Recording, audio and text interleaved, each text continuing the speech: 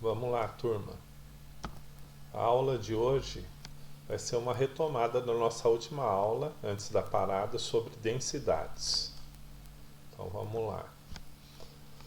Densidade. Vamos para a definição. Densidade é a grandeza que mede a relação entre massa e volume. A massa de um corpo pelo volume que essa massa ocupa, que esse corpo ocupa. Aqui tem dois símbolos de massa específica e de densidade, porque a gente tem uma diferença de conceito entre as duas que a gente vai ver um pouco mais para frente. As unidades de medida podem ser gramas por centímetro cúbico ou quilogramas por metro cúbico. Aí gramas por centímetro cúbico, centímetro cúbico equivale a 1 ml, metro cúbico equivale a 1000 litros. Tá? Então também posso ter na unidade de gramas por litro e quilogramas por litro. Tá? Então vocês vão ter que estar sempre atentos a que unidade de volume a gente está medindo e que unidade de massa que a gente está medindo quando aplicar a fórmula, ok? Densidade de sólidos. Nas densidades de sólidos, eu posso medir densidade de sólidos regulares e irregulares. Tá? No caso, irregulares. Regular e irregular. Nos sólidos regulares é mais fácil porque esses formam figuras geométricas perfeitas, esfera, cilindro, quadrado, cubo. E para esses eu tenho fórmulas matemáticas que eu consigo fazer essa medida de volume. Então fica muito mais fácil eu trabalhar, porque eu meço o volume por fórmula, peso a peça, meço as dimensões para eu poder aplicar na fórmula de volume, calculo o volume e aplico na fórmula da densidade que está aqui atrás. Eu tendo a massa que eu pesei em uma balança e tendo o volume que eu calculei pela fórmula, eu calculo a densidade do corpo, do sólido perfeito. Para sólidos irregulares é um pouco mais difícil, porque eu não tenho fórmula para calcular o volume. Eu posso pesar uma pedra, por exemplo. Seria um bom exemplo, um parafuso, uma porca, um prego. Eu posso pesar esse material, só que eu preciso do volume para saber a densidade desse material. E aí como que eu calculo o volume? Eu posso calcular o volume por volume deslocado. O que é um volume deslocado? Eu vou colocar esse material dentro de um recipiente que já tem água, eu anoto o volume da água, adiciono o material, esse material vai ficar submerso e aí eu vejo quanto que aumentou de volume. Essa diferença do que tinha inicialmente sem o material, com a diferença que tem depois que eu coloquei o material e ele ficou submerso, que o volume aumentou, esse aumento de volume seria o volume referente ao objeto que a gente está medindo. A gente chama de volume deslocado. Tá?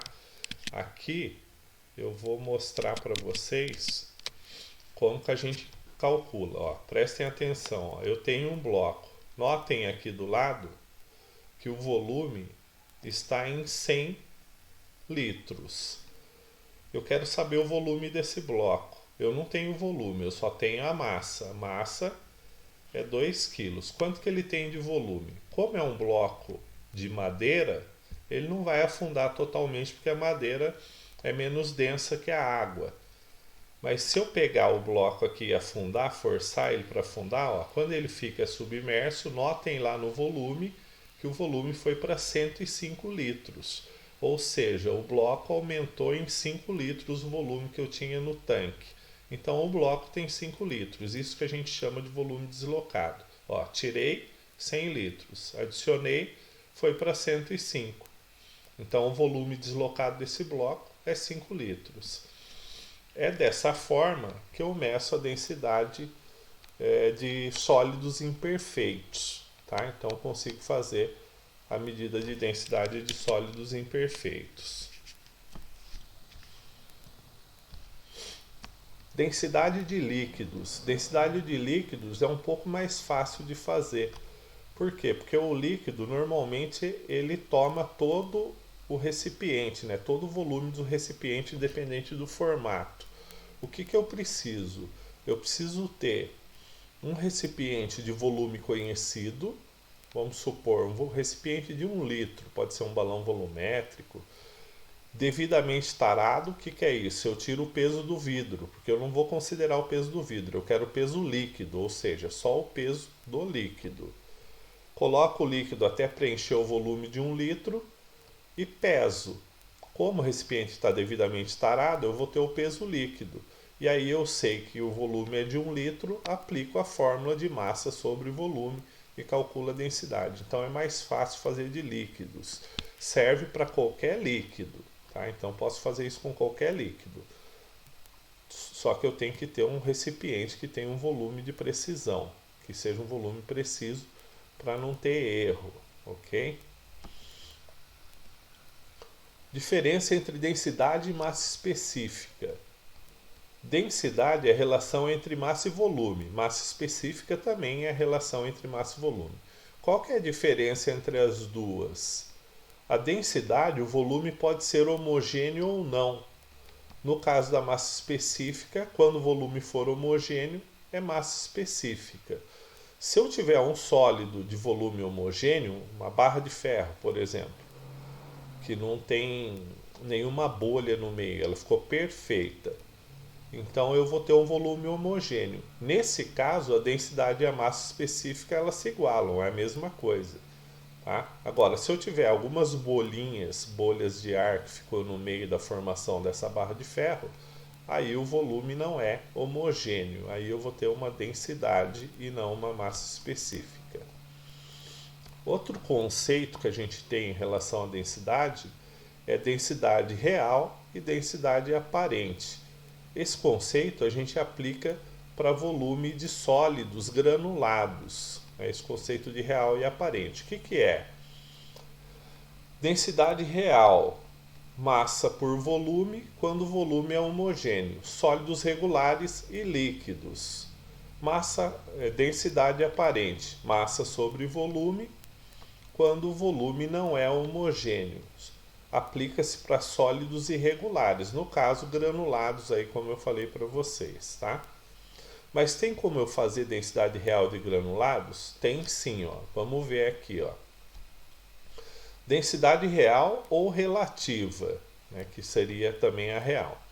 Aplica-se a material granulado. É quando a gente considera apenas o volume do conjunto do grão. Então a gente tem que ver quanto o grão ocupa de volume dentro do recipiente que a gente colocou e eu desprezo o espaço vazio. Notem na figura aqui, ó, quando eu faço de granulado, eu tenho espaço vazio entre os grãos. Então eu tenho ar aqui no meio.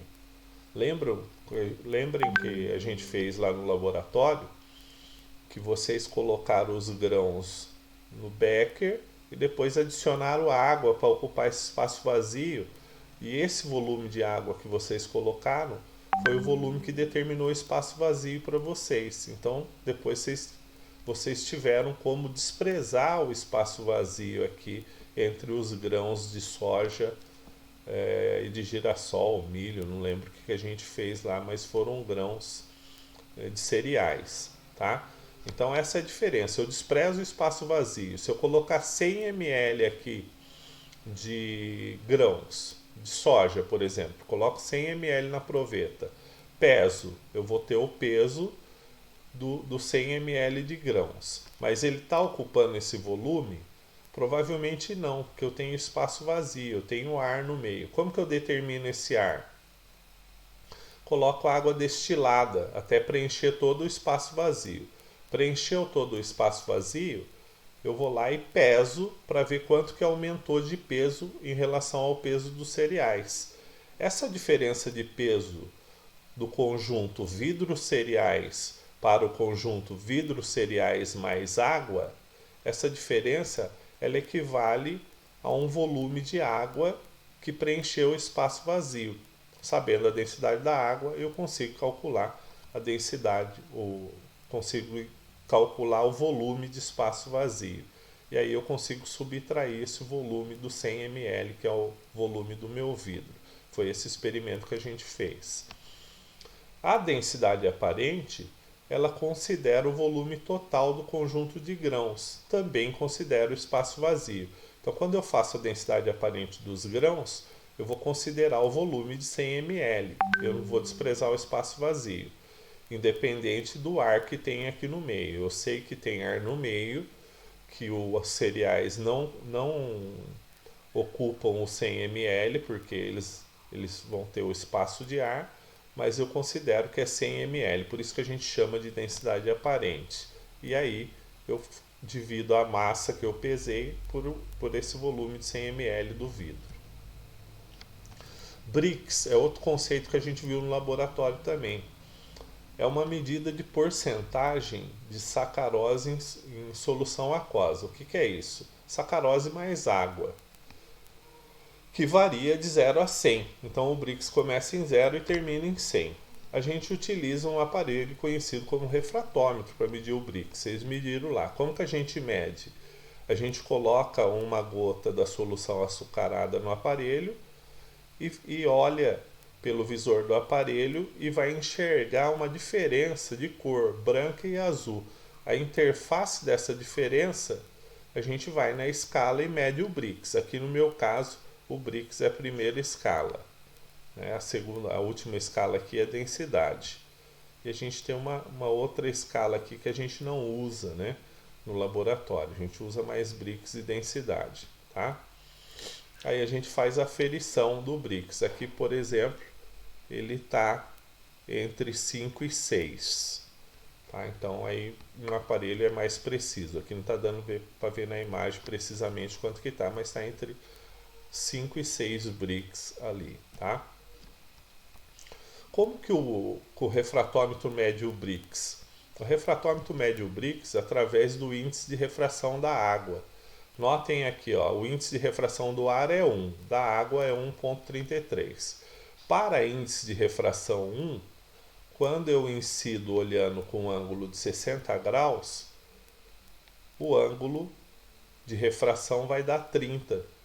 Então eu tenho uma relação para 1. Então quando é ar, a refração aqui, eu incido numa superfície a 60 graus, ela vai sofrer uma refração e vai formar um ângulo de 30 embaixo. Na água, como é 1,33, o ângulo vai ser diferente. Se eu incidir olhando 60, não vai dar 30 embaixo. Vou ter uma diferença, vai dar um pouco mais. Então aqui, a partir disso, o aparelho consegue fazer a leitura. Por quê? Quando ele sabe que o índice de refração é 1,33, ele sabe que o grau Brix é 0, que eu só tenho água. À medida que essa refração aumenta, que o ângulo vai aumentando, vai subindo o valor lá na escala. Tá? Então aí ele consegue fazer a medida, mas ele faz por índice de refração, que é um conceito físico, né? A refração em ótica. Tá? Então você tem reflexão e aqui a gente está falando de refração lá no conceito de física em ótica. Brix real e aparente. Dizemos que um Brix ele é real quando a gente mede uma solução de sacarose, porque a escala foi desenvolvida numa solução de sacarose. Então, para ele ser real, tem que ser sacarose e água. Sacarose é açúcar de cana, né?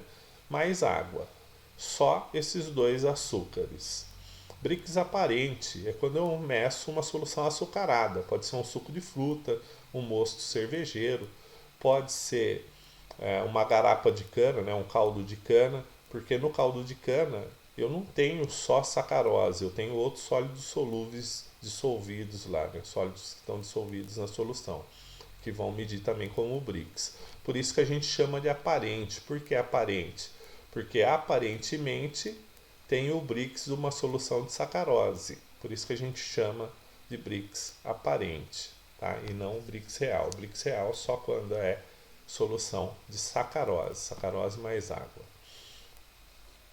Bom, a aula termina aqui e aí tem a planilha da atividade, onde vocês vão jogar os dados do laboratório. Eu vou deixar o documento também disponível lá na área de arquivos do Teams para vocês. Então é só pegar o documento lá, tá? Boa semana e boa atividade.